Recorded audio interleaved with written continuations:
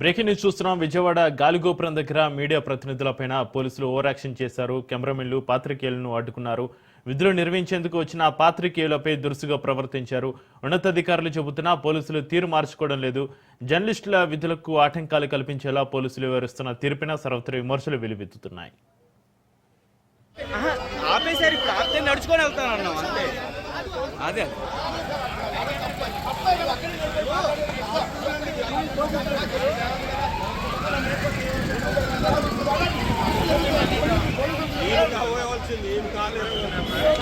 Video coverage కోసం పైకి వెళ్తున్నాము.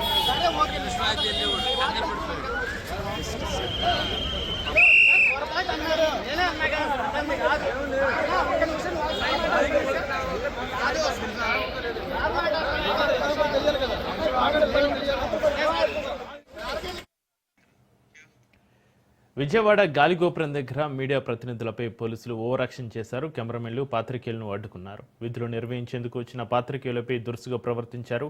ఉన్నతాధికారులు చెబుతున్నా పోలీసులు తీరు మార్చుకోవడం లేదు. జర్నలిస్టుల విధులకు ఆటంకాలు కల్పించేలా పోలీసులు వివరిస్తున్న తీరుపై సర్వత్ర విమర్శలు వెలువెత్తుతున్నాయి.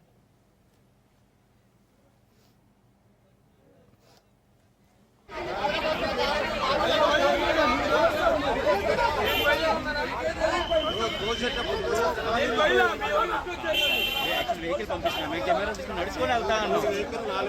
వెహికల్స్ ఆపేసారు, ఇప్పుడు ఆపితే నడుచుకొని వెళ్తాను అన్నాం అంతే. అదే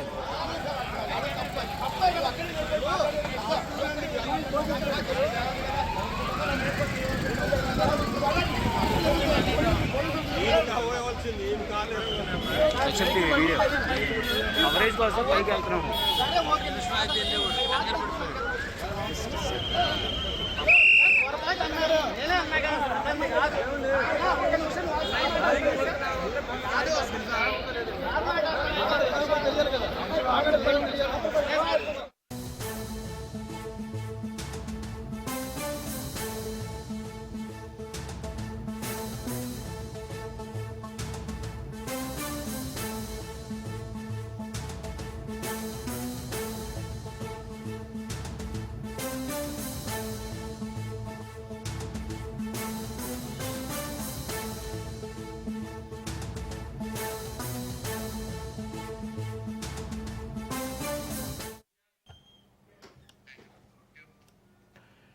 అభ్యర్థులంతా ఎప్పుడెప్పుడా అని ఎదురు చూస్తున్న గ్రూప్ 2 ఫలితాలు విడుదలయ్యాయి. టీజీపీఎస్సీ చైర్మన్ బుర్ర వెంకటేశం ఫలితాలను విడుదల చేశారు. మొత్తం 18 కేటగిరీలకు సంబంధించి ఎంపికైన వారి జాబితాను టీజీపీఎస్సీ వెబ్సైట్లో అందుబాటులో ఉంచినట్లుగా పేర్కొన్నారు.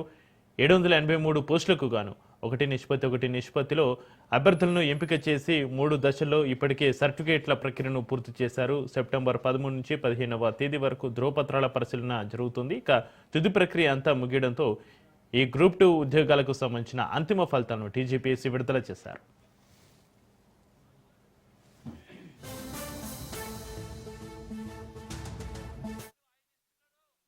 ప్రకటించడానికి చాలా సంతోషంగా ఉన్నాం. Entire commission is here. ఇది నోటిఫికేషన్ నెంబర్ 28/2022 783 పోస్టులకి మనం నోటిఫికేషన్ ఇవ్వడం జరిగింది. దానిలో 15 and 16 డిసెంబర్ 2024లో ఎగ్జామ్ అయితే 11th మార్చ్ 2025కి రిజల్ట్ ఇవ్వడం జరిగింది. జిఆర్ఎల్ మనం ప్రకటించాము. ఫాస్టెస్ట్గా మనం జిఆర్ఎల్ ప్రకటించాం. తర్వాత దీన్ని మొత్తంగా 5,51,955 మంది దీనికి అప్లై చేస్తే 2,36,649 మంది క్వాలిఫైడ్ వాళ్ళు జిఆర్ఎల్లో ఉన్నారు. సో దీనిలో మొత్తంగా ఇప్పుడు ఇది సర్టిఫికేట్ వెరిఫికేషన్స్ ఇవన్నీ అయిపోయిన తర్వాత 782 పీపుల్ని మనం ఈరోజు తుది ఫలితాల్లో వాళ్ళు పోస్టులకు ఎంపికైనట్టుగా ప్రకటించడం అయింది. ఒక వేకెన్సీ 3rd కేటగిరీలో పెట్టడం జరిగింది. సో ఇప్పుడు ఈ నెలలో రకరకాల పోస్టులు వాళ్ళు తీసుకుంటారు, వాళ్ళ ప్రిఫరెన్స్ బట్టి. ఇప్పుడు మనకున్న టాపర్స్లో చూస్తే 5 male toppers, 5 female toppers details నేను చెప్తాను. నారు వెంకట హర్షవర్ధన్ 80 మేల్స్లో topper, Vadlakonda Sachin 2nd, Manohar Rao 3rd, Sriram Madhu 4th, Chintapalli Preetham Reddy 5th. ముందున్న నారు వెంకట హర్షవర్ధన్ ఏఎస్ఓ జేడి తీసుకున్నారు. మిగతా వాళ్ళందరూ కూడా సబ్ రిజిస్ట్రార్ తీసుకున్నారు. తర్వాత ఫిమేల్లో లక్కిరెడ్డి వినీషా రెడ్డి ఫిమేల్ టాపర్, తర్వాత బైకాడి సుస్మిత, ఉప్పు శ్రీవేణి, వీరం రెడ్డి శ్రీలత, గొట్టి ముక్కల స్నేహ, వీళ్ళు టాప్ 5లో ఉన్నారు. అందులో ఫోర్త్ ఉమెన్లో ఫోర్త్ టాపర్ అయిన వీరం రెడ్డి శ్రీలత మున్సిపల్ కమిషనర్. తుది ఫలితాలు ప్రకటించడానికి చాలా సంతోషంగా ఉన్నాం. Entire commission is here. ఇది నోటిఫికేషన్ నెంబర్ 28/2022. 783 పోస్టులకి మనం నోటిఫికేషన్ ఇవ్వడం జరిగింది. దాంట్లో 15 and 16 డిసెంబర్ 2024లో ఎగ్జామ్ అయితే 11th మార్చ్ 2025కి రిజల్ట్ ఇవ్వడం జరిగింది. జిఆర్ఎల్ మనం ప్రకటించాము. ఫాస్టెస్ట్గా మనం జిఆర్ఎల్ ప్రకటించాం. తర్వాత దీన్ని మొత్తంగా 5,51,855 మంది దీనికి అప్లై చేస్తే 2,36,649 మంది క్వాలిఫైడ్ వాళ్ళు జిఆర్ఎల్లో ఉన్నారు. సో దీనిలో మొత్తంగా ఇప్పుడు ఇది సర్టిఫికేట్ వెరిఫికేషన్స్ ఇవన్నీ అయిపోయిన తర్వాత 782 పీపుల్ని మనం ఈరోజు తుది ఫలితాల్లో వాళ్ళు పోస్టులకు ఎంపికైనట్టుగా ప్రకటించడం అయింది. ఒక వేకెన్సీ థర్డ్ కేటగిరీలో పెట్టడం. అభ్యర్థులంతా ఎప్పుడెప్పుడా అని ఎదురు చూస్తున్న గ్రూప్ 2 ఫలితాలు విడుదలయ్యాయి. టీజీపీఎస్సీ చైర్మన్ బుర్రా వెంకటేశం ఫలితాలను విడుదల చేశారు. మొత్తం 18 కేటగిరీలకు సంబంధించి ఎంపికైన వారి జాబితాను టీజీపీఎస్సీ వెబ్సైట్లో అందుబాటులో ఉంచినట్లుగా పేర్కొన్నారు. ఇక 783 పోస్టులకు గాను 1:1లో అభ్యర్థులను ఎంపిక చేసి 3 దశలో ఇప్పటికే సర్టిఫికేట్ల ప్రక్రియను పూర్తి చేశారు. సెప్టెంబర్ 13 నుంచి 15వ తేదీ వరకు ధృవపత్రాల పరిశీలన జరిగింది. ఇక తుది ప్రక్రియ అంతా ముగియడంతో ఈ గ్రూప్ 2 ఉద్యోగాలకు సంబంధించిన అంతిమ ఫలితాలను టీజీపీఎస్సీ విడుదల చేశారు. ఇక గ్రూప్ 2 ఫలితాల విడుదల సంబంధించి మరింత సమాచారాన్ని మా ప్రతినిధి రాజు ఫోన్లైన్లో అందిస్తారు. రాజు, గ్రూప్ 2 కు సంబంధించి కొద్దిసేపటి క్రితమే తెలంగాణ గ్రూప్ 2 సర్వీసెస్ కు సంబంధించి ఫలితాలను టీజీపీఎస్సీ విడుదల చేయడం జరిగింది. ఇందులో మనం ఒకసారి చూస్తున్నట్టయితే ఎవరైతే అభ్యర్థులు 2022లో దీనికి సంబంధించి నోటిఫికేషన్ రావడం జరిగింది. 2024వ సంవత్సరంలో దీనికి సంబంధించి రాత పరీక్ష నిర్వహించడం జరిగింది. ఇదే విధంగా ఇందులో చూసుకున్నట్టయితే మొత్తం పోస్టులు 783 పోస్టులకు గాను ప్రస్తుతము 782 పోస్టులకు ఈ రోజు ఫలితాలు విడుదల చేయడం జరిగింది. ఒక పోస్ట్ ఏదైతే అది కోర్టు కేసుతో పెండింగ్ లో ఉంది అని చెప్పేసి టీజీపీఎస్సీ చైర్మన్ బుర్రా వెంకటేశం కొద్దిసేపటి క్రితమే ఈ యొక్క ఫలితాలను ప్రకటించడం జరిగింది.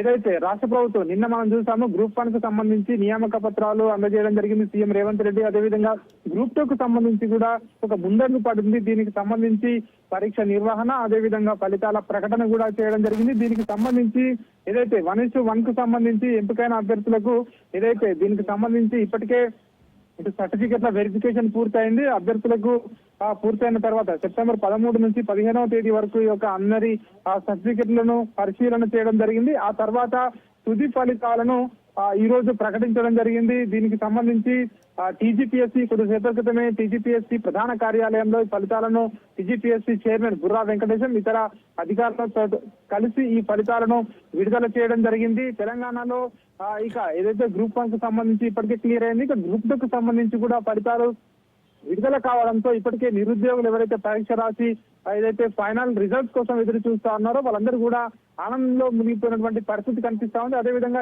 మరిన్ని నోటిఫికేషన్లు కూడా త్వరలోనే వచ్చే అవకాశం ఉంది అని చెప్పేసి ఇటు ఇప్పటికే ప్రభుత్వ వర్గాలు చెప్తున్నటువంటి పరిస్థితి కనిపిస్తా ఉంది. ఏదేమైనప్పటికీ ఏదైతే 2 సంవత్సరాల సుదీర్ఘ నిరీక్షణ తర్వాత నోటిఫికేషన్ నుంచి ఇప్పటి వరకు కూడా చూసుకున్నట్టయితే ఈ ఫలితాలు అయితే తుది ఫలితాలు విడుదల కావడం పట్ల నిరుద్యోగులు అయితే హర్షం వ్యక్తం చేస్తున్నటువంటి పరిస్థితి కనిపిస్తా ఉంది. చక్రి,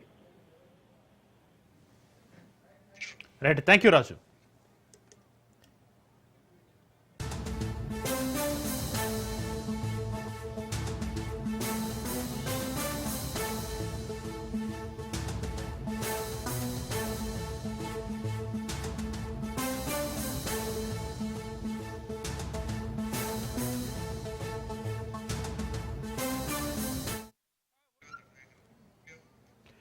రైట్, బ్రేకింగ్ న్యూస్ చూస్తున్నాం. బీసీసీఐ నూతన అధ్యక్షుడిగా మాజీ క్రికెటర్ మిథున్ మన్హాస్ ఎన్నికయ్యారు. బీసీసీఐ ప్రధాన కార్యాలయంలో జరిగిన వార్షిక సర్వసభ్య సమావేశంలో ఈ నియామకాన్ని అధికారికంగా ప్రకటించారు. సౌరవ్ గంగూలీ, రోజర్ బిన్నీల తర్వాత ఈ అత్యున్నత పదవిని అలంకరించిన 3వ మాజీ క్రికెటర్గా 45 ఏళ్ల మన్హాస్ నిలిచారు. గత ఆగస్టు నెలలో రోజర్ బిన్నీ తన పదవికి రాజీనామా చేయడంతో బీసీసీ అధ్యక్ష పదవి ఖాళీ అయింది. అప్పటి నుంచి రాజు శుక్లా తాత్కాలిక అధ్యక్షుడిగా బాధ్యతలు నిర్వర్తిస్తున్నారు. మిథున్ మన్హాసీ పేరును Jammu Kashmir cricket association nominate చేసింది.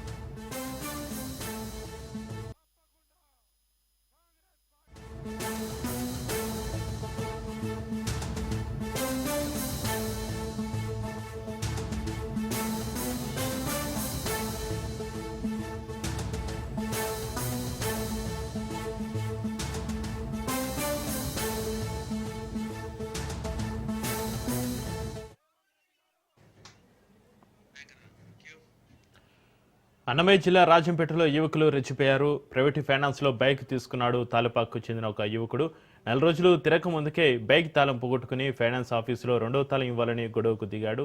నాకే తాళం ఇవ్వవా అంటూ రెచ్చిపోయి కొంతమంది యువకులతో మన్నూరులోని ఒక ప్రైవేటు ఫైనాన్స్ ఆఫీసుపై దాడి చేశాడు. ఈ దాడిలో తీవ్రంగా గాయపడిన అబ్దుల్ అనే యువకుని చికిత్స నిమిత్తం స్థానిక ఆసుపత్రికి తరలించారు. దీంతో బాధితుడు పోలీసులకు ఫిర్యాదు చేశారు.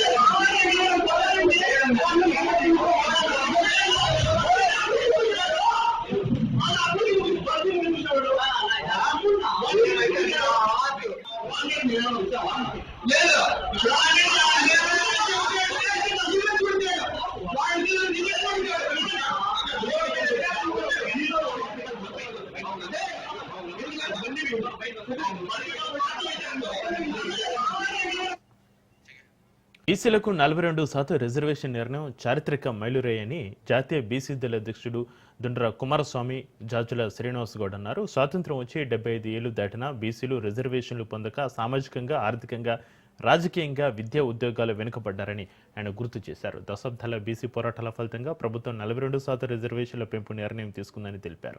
ఇది సామాజిక న్యాయ చరిత్రలో కొత్త అధ్యాయమని పేర్కొన్నారు. బడుగు బలహీన వర్గాల అభివృద్ధి కోసం కాంగ్రెస్ ప్రభుత్వం కీలక నిర్ణయాలు తీసుకుందని, కామారెడ్డి బీసీ డిక్లరేషన్ హామీ మేరకు కులగణన విజయవంతమైందని చెప్పారు. రిజర్వేషన్లను అడ్డుకోవద్దని, బడుగు బలహీన వర్గాలకు అండగా నిలవాలని తెలిపారు. కుట్రల వెనుక శక్తులకు ఓటుతో బుద్ధి చెప్పాలని స్పష్టం చేశారు.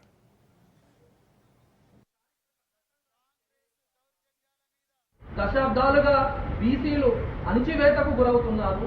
అవకాశాలు లేక చాలా అణిచివేతకు గురవుతున్నది అక్షర సత్యం అని తెలియజేస్తున్నాను. అలాంటి సందర్భంలో దశాబ్దాలుగా బీసీలు, బీసీ సంఘాలు పోరాట ఫలితమే ఈరోజు తెలంగాణ రాష్ట్ర ప్రభుత్వం ప్రత్యేక జీవో నంబర్ 9 స్థానిక సంస్థల ఎన్నికల్లో రిజర్వేషన్ల పెంపు 42% పెంచుతూ జీవో ఇవ్వడం జరిగింది. ఎందుకంటున్నానంటే ఈ నిర్ణయం అనేది సామాజిక న్యాయ చరిత్రలో ఒక మైలురాయి.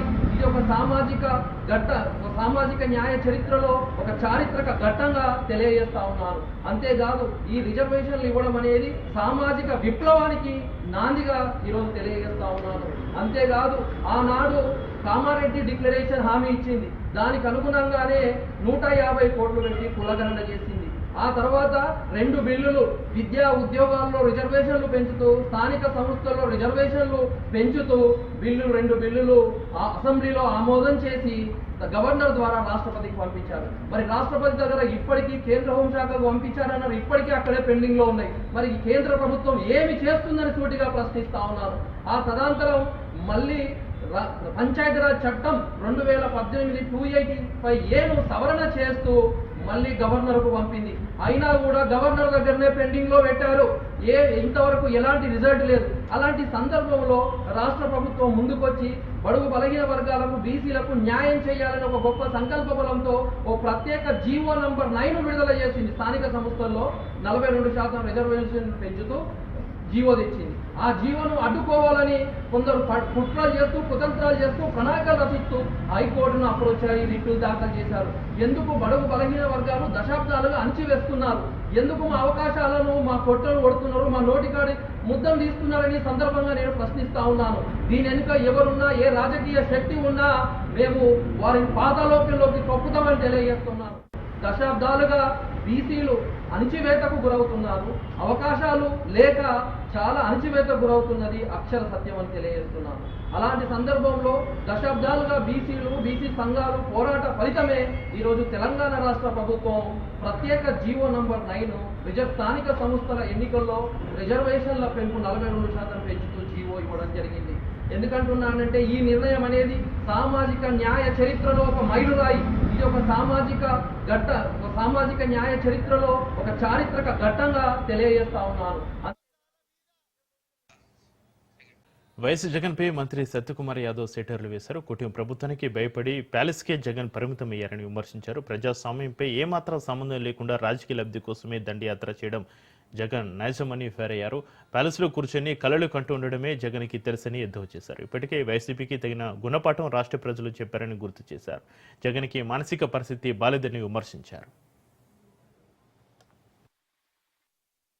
భయపడి ప్యాలెస్లకు పరిమితమైన వాళ్ళు ఈ రకంగా ప్రజలను భయపెడుతున్నారు. ఒకవైపు దండయాత్రలు చేస్తూ ఎక్కడికంటే అక్కడికి ప్రజా సమస్యలను పట్టించుకోకుండా రాజకీయ లబ్ధి కోసం దండయాత్రలు చేయడం, ఆ క్రమంలో పోయిన ప్రతి చోట దాడులు చేయడం, కొన్ని చోట్ల మామిడికాయలను దొక్కించడం కార్లతో, కొన్ని చోట్ల తలకాయలను దొక్కించడం చేస్తున్న ఒక విష సంస్కృతికి అలవర్చుకున్న ఒక పార్టీ బెదిరిస్తే ప్రజలు బెదిరిపోయే వాళ్ళు లేరు. వాళ్ళు ఎవరిని బెదిరిస్తున్నారు? ప్రజల్ని బెదిరిస్తున్నారు. మీరు మాకు ఓట్లు వేయలేదు కాబట్టి మేము మళ్ళీ అధికారంలోకి వస్తే మీ అంతు చూస్తాం.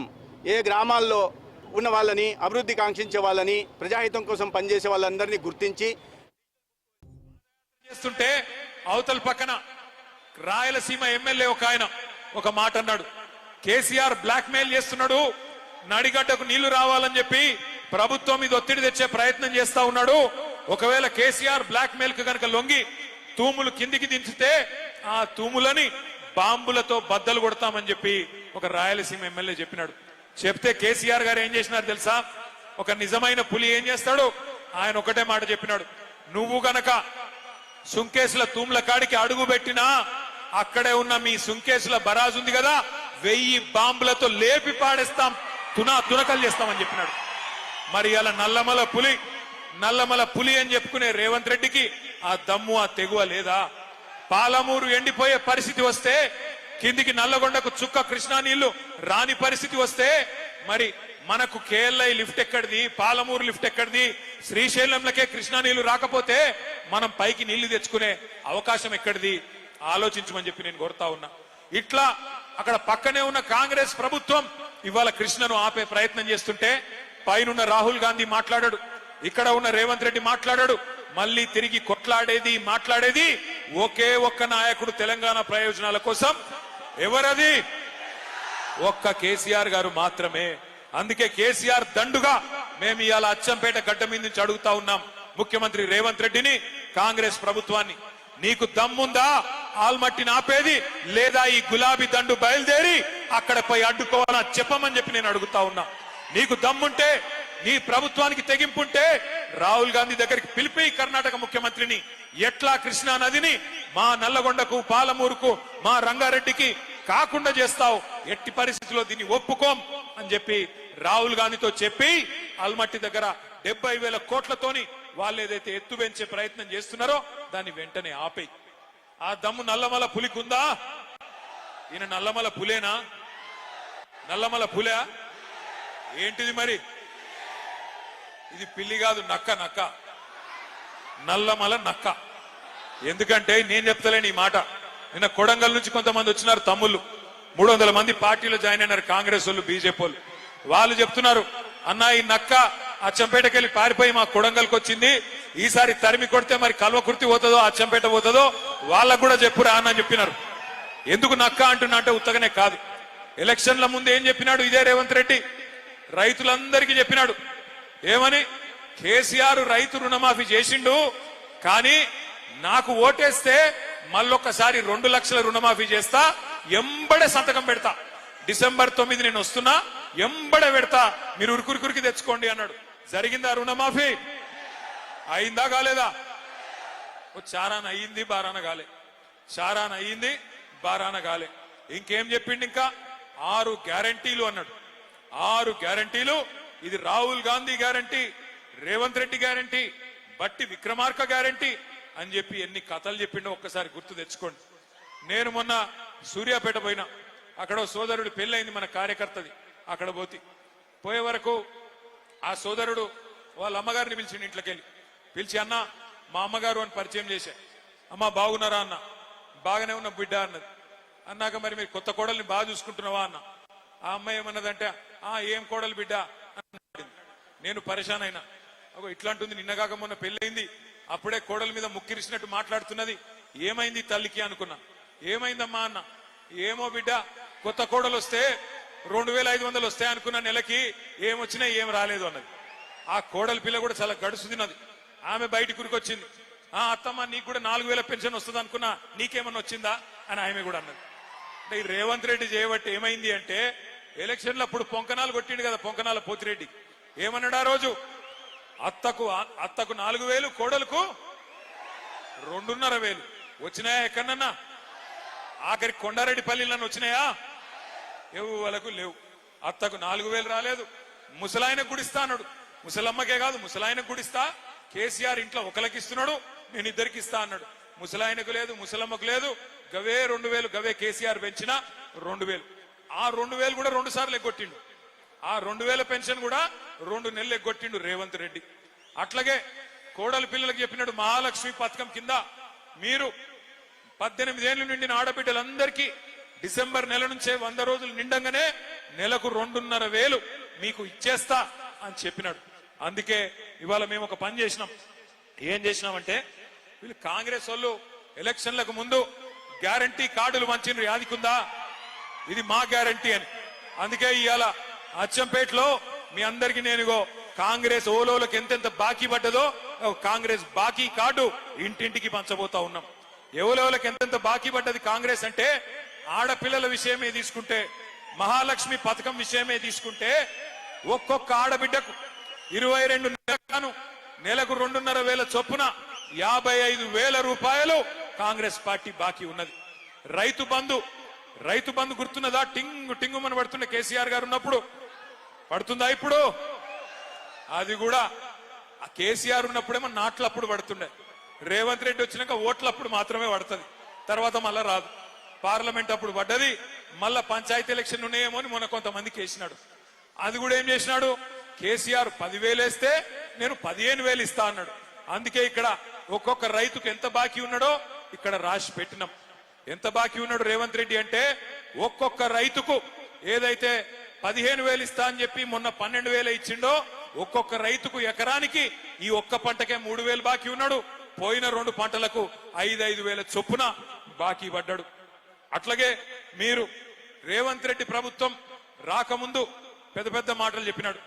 కేసీఆర్ ప్రభుత్వం ఒక ఆడపిల్ల పెళ్లి చేసుకుంటే 1,00,000 రూపాయలు ఇస్తున్నది, మరి నేను 1,00,000 రూపాయలు కాదు దాని మీదికెళ్లి తులం బంగారం ఇస్తా అన్నాడు. ఇప్పుడు 8 లక్షల పెళ్లిలైనాయి. మరి కాంగ్రెస్ ప్రభుత్వం వచ్చినాక ఎన్ని లక్షల తులాల బంగారం బాకీ ఉన్నాడు? 8 లక్షల తులాల బంగారం బాకీ ఉన్నాడా? అడుగుదామా? అట్లాగే వికలాంగులకు చెప్పినాడు, కేసీఆర్ గారు మీకు 4,000 పెన్షన్ ఇస్తున్నాడు, నేను 6,000 పెన్షన్ ఇస్తా అని చెప్పి నమ్మబలికినాడు. ఒక్కొక్క దివ్యాంగుడికి ఈ ప్రభుత్వం 22 నెలలకు గాను 44,000 రూపాయలు బాకీ ఉన్న విషయం మీ అందరికీ ఈ బాకీ కార్డు ద్వారా నేను గుర్తు చేస్తా ఉన్నా. ఈ బాకీ కార్డు రేపు గ్రామానికి పోవాలి, గడప గడపకు పోవాలి, మనిషికి పోవాలి. ఈ బాకీ కార్డే మీకు బ్రహ్మాస్త్రం అవుతుంది. ఈ బాకీ కార్డే ఇంటింటికి మనం పంచుదాం. కాంగ్రెస్ వాళ్ళు వస్తారు ఓట్లు అడగనికి వచ్చినప్పుడు కాంగ్రెస్ వాళ్ళకు మరి వాళ్ళు ఎలక్షన్లు ఇప్పుడు బాగా సంపాదిస్తున్నారు.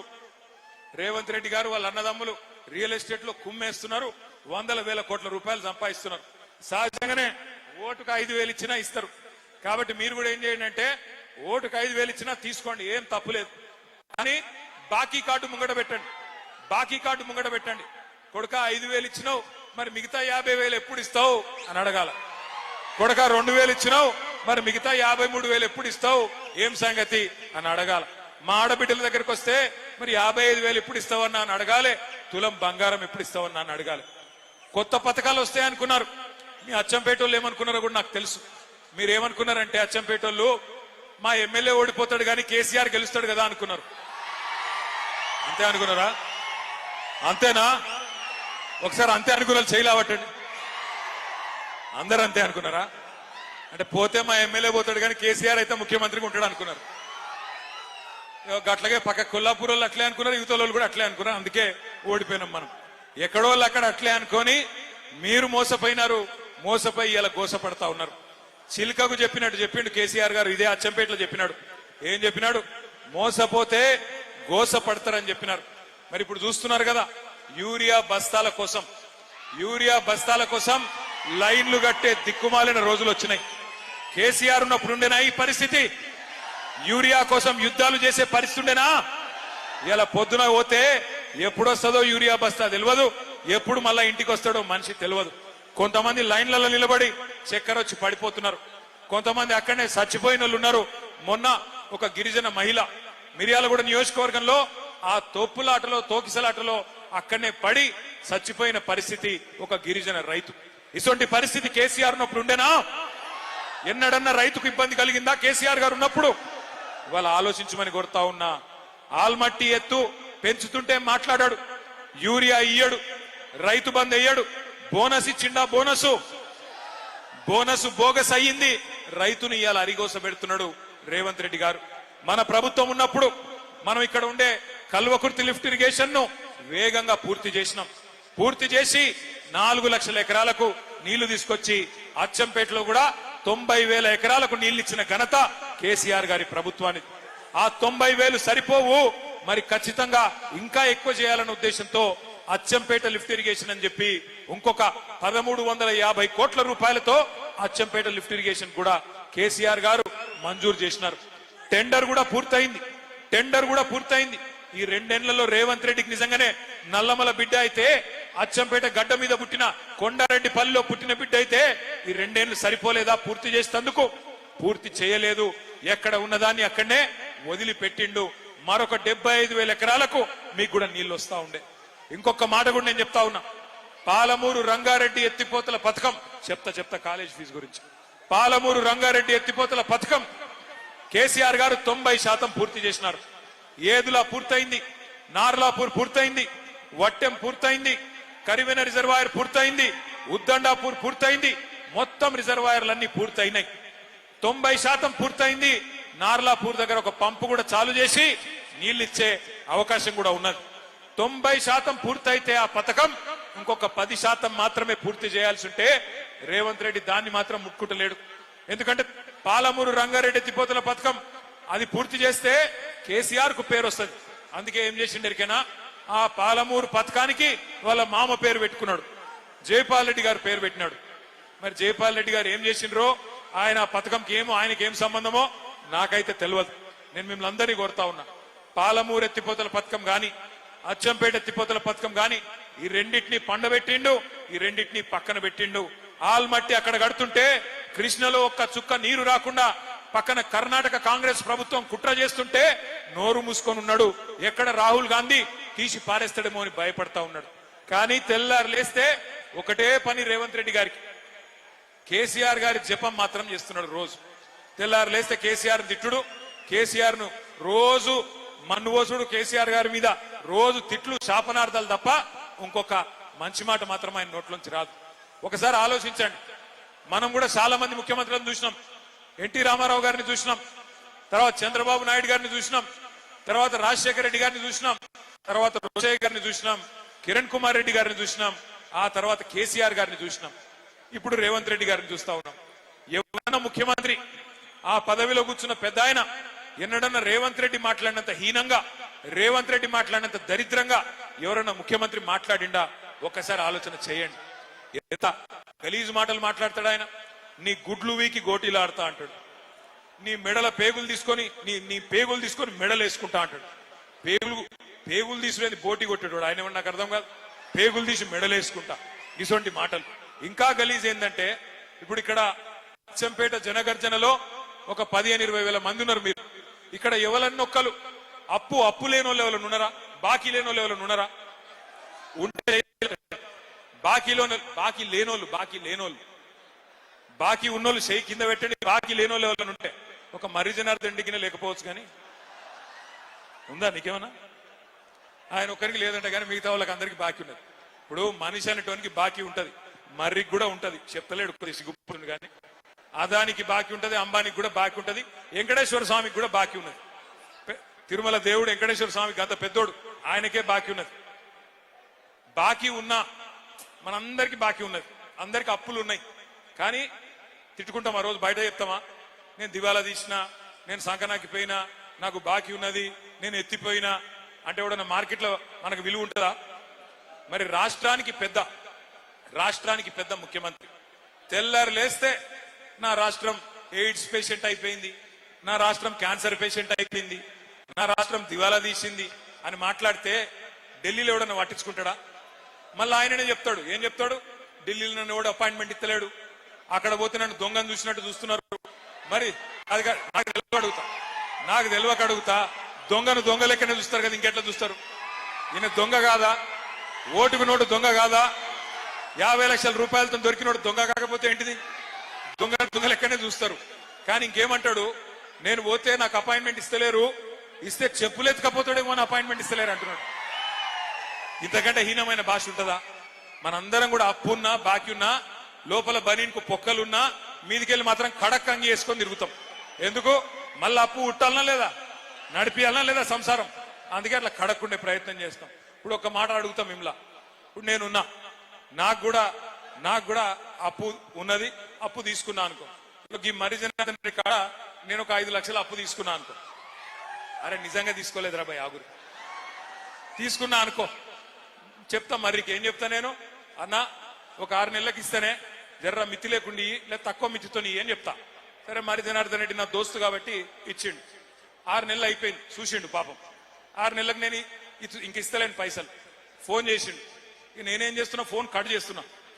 సారీ ఐఎమ్ బిజీ అని ఫోన్ కట్ చేస్తున్నా. ఎత్తుతలేను, తప్పించుకుంటున్నా. 2 సార్లు ఇంకో 2 సార్లు ఫోన్ కొట్టిండు. నేను ఎత్తుతలేను, తప్పించుకుంటున్నా, బిజీ అని కొడుతున్నా. ఇక ఆయనతో ఒకరోజు ఉండబట్టలేక ఆయన ఇంటికి వచ్చిండు. వచ్చి పట్టుకున్నాడు. ఏమైనా నువ్వు, నాకు అర్థం కాదు, నీకు ఇస్తి పైసలు నువ్వు చెప్పిన మాట ప్రకారం మరి అలా మళ్ళా వాపస్ ఇవ్వమంటే డ్రామాలు చేస్తున్నావా, ఏం చేస్తున్నావు అని లొల్లి పెడతాడు కదా. పెడతాడు ఎవరైనా కూడా. నిజంగా బుద్ధిమంతుడు అయితే ఏం చెప్పాలి? తీసుకున్నాడు, అన్నా సారీ అన్నా ఏమనుకోక వెళ్తలేదు, ఇంకొక 2 నెలలు టైం నీకు దండం పెడతా, 2 నెలలకు మిత్తి పెద్దగా పెంచుకో కావాలంటే, కానీ ఇస్తా మిత్తితోనని చెప్పాలి. కానీ రేవంత్ రెడ్డి ఏమంటుండే ఎరికేనా? ఉద్యోగులు అడుగుతున్నారు, మాకు చెప్పినావు కదా డిఏలు ఇస్తా అని, పిఆర్సీ ఇస్తా అని చెప్పినావు, 6 గ్యారంటీలు ఇస్తా అని చెప్పినావు, తులం బంగారం ఇస్తా అని చెప్పినావు, నెలకు 2,500 ఇస్తా అని చెప్పినావు, ముసలోళ్ళకు 4,000 అని చెప్తివి, రైతులకు 15,000 అంటివి, రైతు కూలీలకు 12,000 అంటివి, ఆటో వాళ్ళకు 12,000 అంటివి. మరి ఇవన్నీ ఇవ్వకుండా తప్పించుక తిరుగుతున్నావు. ఏం సంగతి అంటే రేవంత్ రెడ్డి ఏమంటుండే ఎరికేనా? బాకీ పడ్డోడు ఏం చేస్తారా మీరు, నన్ను కోసుక తింటారా? ఆయన అన్నాడు కోసుక తింటారా అని అడుగుతున్నాడు. ఆయన ఏమైనా కోయనికి ఏమైనా జామకాయనా, మామిడికాయనా, సేపు పండ, ఏమిటి కోస్తాం ఆయనను? ఏం చేయాలి మరి? మనం మాట ఇచ్చి తప్పించుకున్నాను ఏం చేయాలి? ఎలక్షన్లలో బొంద పెట్టాలనా లేదా? పెడదామా అచ్చంపేటలో? పక్కానా? మాట ఇచ్చి మాట తప్పినోన్ని అచ్చంపేట గడ్డ మీదనే ఎక్కడైతే ఆ మనిషి పుట్టిండో అక్కడనే రాజకీయంగా బొంద పెట్టాలి. ఖచ్చితంగా మోసం చేసిన వాడిని మనం కూడా మోసంతోనే జయించాలి. మోసంతో జయించాలని ఎందుకంటున్నా అంటే, ఇప్పుడు కాంగ్రెస్ వాళ్ళ కాడ పైసలు బాగున్నాయి, రేపు జెడ్పీటీసీ ఎలక్షన్లు వస్తున్నాయి. రాగానే ఏం చేస్తారు? ఇంటికి వస్తారు, మీకు చేతులు 5,000 పెడతారు. అమ్మా నువ్వు నాకే ఓటేయాలి అంటారు.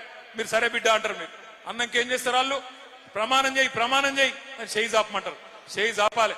చేయి జాపి ఏమనుకోవాలి తెలుసా? మనుషుల కళ్ళు మూసుకొని తుప్పాలు అనుకోవాలి. అప్పుడు బయటికి ఏం ప్రమాణం వేసినా ఏం కాదు, ఏం డేంజర్ లేదు. అర్థమైందా? లోపల మనుషుల తుప్పాలు అనుకోవాలి. వాళ్ళు ఇచ్చిన పైసలు తీసుకోవాలి, జేబులో పెట్టుకోవాలి, మీదికెళ్ళి అడగాలి.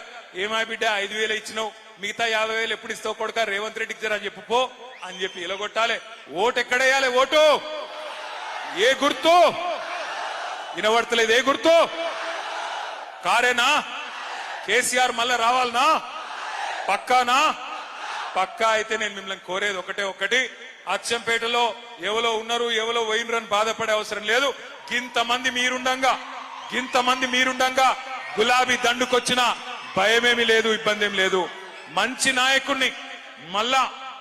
నాయకుడిని మీ అభిప్రాయం మేరకు, మీ అందరి ఆలోచన మేరకు కేసీఆర్ గారు మళ్ళా అచ్చంపేటకు పంపిస్తారు. తప్పకుండా కేసీఆర్ గారు ఎవరికి బొట్టు పెట్టి తమ్ముడు ఈయన నా అభ్యర్థి అంటే ఆయనకు కాదు మీరు వేసే ఓటు కేసీఆర్ గారికి. కాబట్టి మళ్ళీ కేసీఆర్ గారు రావాలి అంటే అచ్చంపేట మీద గులాబీ జెండా ఎగిరేయాలని చెప్పి నేను కోరుతా ఉన్నా. ముగించే ముందు నేను మిమ్మల్ని అందరినీ దయచేసి ఒక్క విషయం ఆలోచించమని కోరుతా ఉన్నా. ఇవాళ ఇటు కాంగ్రెస్ గాని అటు కేంద్రంలో ఉన్న బీజేపీ గాని ఈ 11-12 ఏళ్లుగా సతాయించుకుంటూ వస్తా ఉన్నాయి. ఒక్కటంటే ఒక్క నవోదయ పాఠశాల కొత్త జిల్లాలు ఏర్పాటు చేసుకున్న నాగర్ కర్నూల్లో మనకు బీజేపీ ఇయ్యలే, ఒక్క విద్యా సంస్థ ఇయ్యలే, ఒక్క గుడికి పైసలు ఇయ్యలే, ఒక్క బడికి పైసలు ఇయ్యలే. బీజేపీ కాంగ్రెస్ దొందే. ఇద్దరు కలిసే ఇయ్యాల తెలంగాణను బొందబెట్టే ప్రయత్నం చేస్తా ఉన్నారు. ఇద్దరు కలిసి రాజకీయంగా మరి మనని ఎదుర్కోలేక కేసీఆర్ గారిని మరి అప్రతిష్ట పాలు చేసే ప్రయత్నం చేస్తా ఉన్నారు. ఆలోచన చేయండి మీరు. ఇద్దరు కలిసి ఉన్నారని ఎందుకంటున్నా అంటే సరిగ్గా నిన్న సెప్టెంబర్ 27 పోయిన సంవత్సరం తెలంగాణ రెవెన్యూ మంత్రి పొంగులేటి శ్రీనివాసరెడ్డి కాంగ్రెస్ మంత్రి ఆయన ఇంటి మీద ఈడీ ఓడు రైడ్ చేసిండు. ఈడీ ఎన్ఫోర్స్మెంట్ డైరెక్టరేట్ రైడ్ చేస్తే ఆ రైడ్లో మరి టీవీలలో వార్తలు వచ్చినాయి. ఇంట్లోకి రెండు నోట్లను లెక్క పెట్టే మెషిన్లు పోతున్నాయి, పెద్ద మెషిన్లు పోతున్నాయి, గుట్టలుగా పైసలు ఉన్నట్టున్నాయి అని చెప్పి టీవీలలో వార్తలు వచ్చినాయి. ఆ రైడ్ జరిగి ఒక సంవత్సరం అయిపోయినా కూడా ఆ మంత్రి గారు నోరిపుతలేడు, ఈడీ ఓడు నోరిపుతలేడు. అంటే కాంగ్రెస్ ఓడు మాట్లాడతలేడు, బీజేపీ ఓడు మాట్లాడతలేడు. ఇద్దరు మంచిగా కలిసిమెలిసి అండర్స్టాండింగ్ లో బ్రహ్మాండంగా పనిచేసుకుంటా ఉన్నారు. అందుకే గుర్తుపెట్టుకోండి, ఇక్కడ తెలంగాణలో ఉన్నది కాంగ్రెస్ ప్రభుత్వం కాదు, తెలంగాణలో ఉన్నది జాయింట్ వెంచర్ ప్రభుత్వం. కాంగ్రెస్ బీజేపీ కలిపి నడుపుతున్న ప్రభుత్వం తప్ప ఇది కాంగ్రెస్ ప్రభుత్వం కాదు. అందుకే రెండు పార్టీలను బొందబెట్టేందుకు మీకు అచ్చంపేటలోనే బ్రహ్మాండమైన అవకాశం ఉన్నది. స్థానిక సంస్థల ఎన్నికల్లోనే మీ సత్తా చూపెడతారని చెప్పి మనస్ఫూర్తిగా కోరుకుంటూ ఇవాళ జనగర్జనకు ఇన్ని వేల మందిగా విచ్చేసిన మా తమ్ముళ్లకు అన్నలకు మళ్ళొకసారి నమస్కారాలు తెలియజేస్తూ జై తెలంగాణ. అన్ని పిడికిలు లేవాల. దయచేసి జన గర్జన అంటే గర్జించాలా. జై తెలంగాణ. కేసీఆర్ గారి నాయకత్వం. ఇక్కడ మా తమ్ముడు చెప్తా ఉన్నాడు ఫీజు రీయింబర్స్మెంట్ బకాయిలు కూడా రాలేదని చెప్తా ఉన్నాడు. ఒక్క ఫీజు రీయింబర్స్మెంటే కాదు, 2 లక్షల ఉద్యోగాలు బాకీ పిల్లలకు, అలాగే 4,000 రూపాయల చొప్పున నిరుద్యోగ భృతి బాకీ, ఫీజు రీయింబర్స్మెంట్ బాకీ, మా ఆశా వర్కర్లకు అంగన్వాడీలకు కూడా 18,000 రూపాయలు బాకీ. ఇట్లా బాకీ లేని ఏ వర్గం కూడా లేదు. వారందరికీ అండగా కేసీఆర్ గారు బీఆర్ఎస్ ఉంటుందని చెప్పి తెలియజేస్తూ జై తెలంగాణ.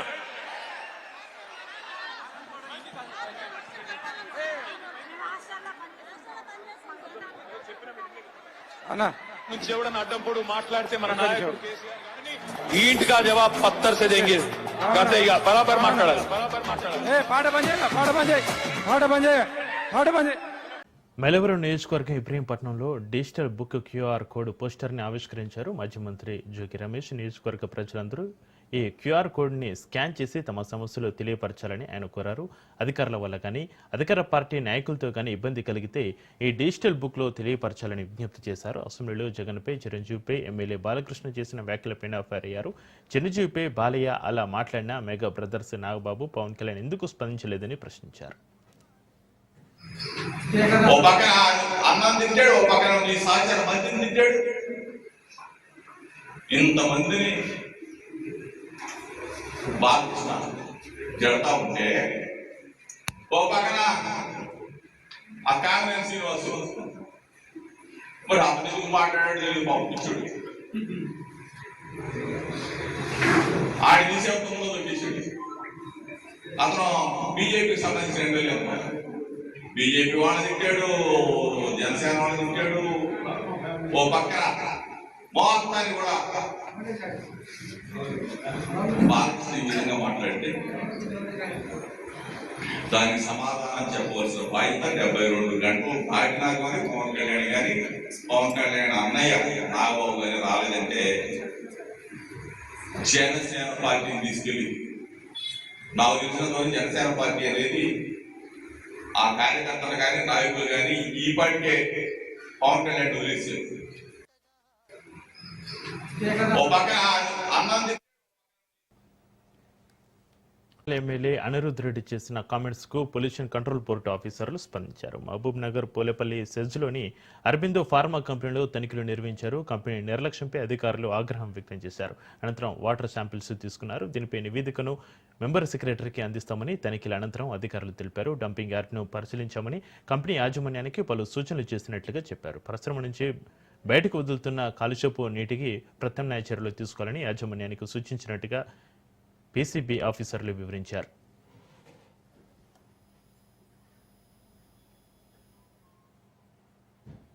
మాది పోలేపల్లి విలేజ్.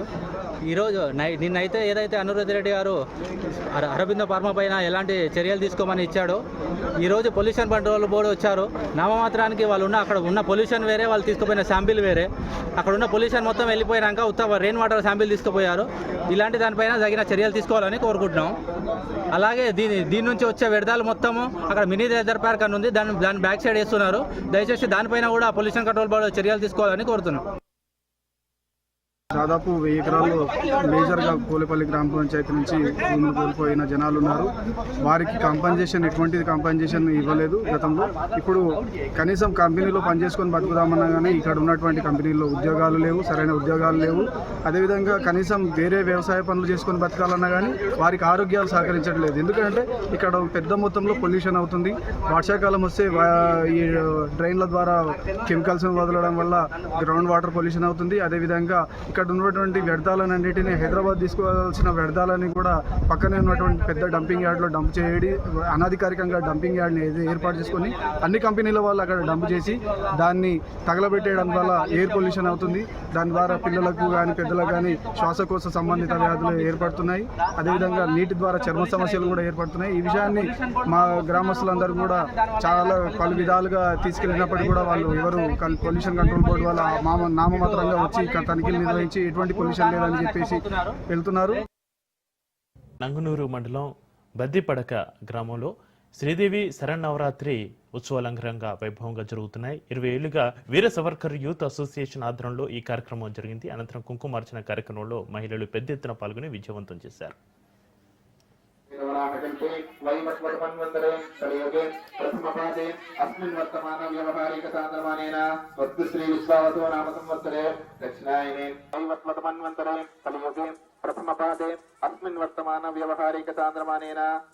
తాంబూలం సమర్పయామి. అక్షంతలు వేసి దండం పెట్టండి. మంగళ నీరాజు దీపం హారతి ప్లేట్లు ఏం రావట్టకండి. అదే హారతులు ఒకసారి గణపతికి ఇవ్వబెట్టండి. శ్రీ మహాగణాధిపతయే నమః. మంగళ నీరాజన దీపం దర్శయామి. నమస్కరోమి. ఒకసారి మళ్ళా హారతికి దండం పెట్టుకోండి. నమస్కరోమి. మళ్ళా ఇప్పుడు మంచిగా మళ్ళీ ఒకసారి శివే సర్వ అర్థసాధికే శరణ్యే త్రయంబకే గౌరీ నారాయణ నమోస్తుతే. ఓం వేదాహమేతం పురుషం మహాంతం. తీసుకోండి. క్షీరోదారణం సంభూతే కమలే కమలాలయే జాతే పున్నాక పుష్పైశ్చ గృహాని తన్నో దుర్గ ప్రచోదయాత్. మీ కుడి వైపు 3 సార్లు ప్రదక్షిణాలు చేయాలి. కుడి చేయి దిక్కు 3 క్షమించమని. ఆవాహనం నజానామి నజానామి విసర్జనం పూజాం నజానామి క్షమస్వ పరమేశ్వరి. ఇవి ఇప్పటివరకు పుట్టిన అప్డేట్ చూస్తూనే ఉండండి రాష్ట్ర న్యూస్.